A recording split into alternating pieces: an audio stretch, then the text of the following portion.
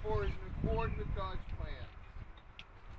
Thus, those who are separated from each other by mountains, oceans, or great distances are brought nearer to each other whenever new highways are built or other means of transportation develop.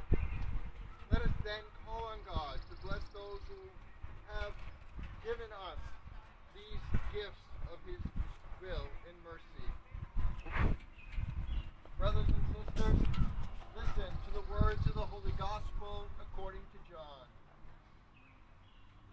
Jesus said to Thomas, I am the way and the truth and the life. No one comes to the Father except through me. If you know me, then you also know my Father. From now on, you do know him and have seen him.